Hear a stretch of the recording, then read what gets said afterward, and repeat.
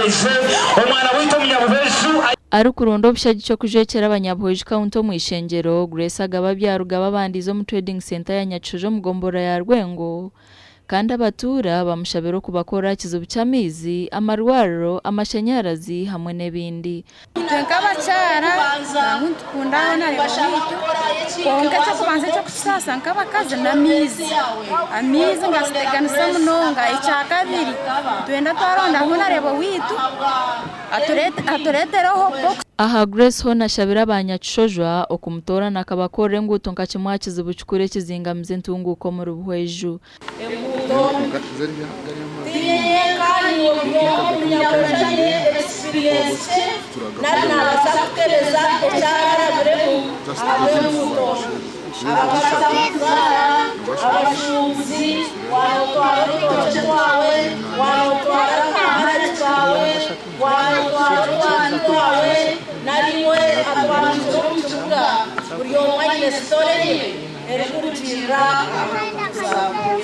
Grace ashyikire no mu trading center ya Masaka kandi agambira abanyamasaka ngo kimuresere no kutereza emberambe y'abakazi barikora bamukutunga ubuhereza bwe by'amagara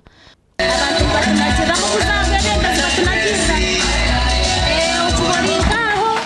arahaba tari kahinga n'imizi abantu bakatusya kironde mahano kabuheju ombyamagara abakazi jo hari umukazi akanagira atwakwa turwenda kataranye ciro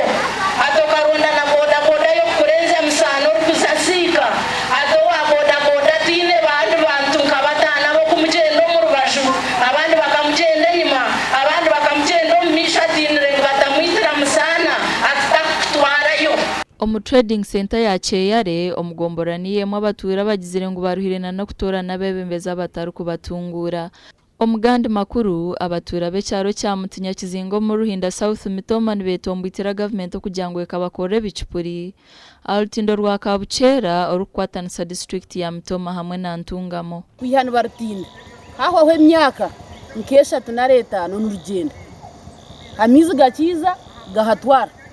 akuba kandi henda ngo haze horutindo orwe byoma rwa higuru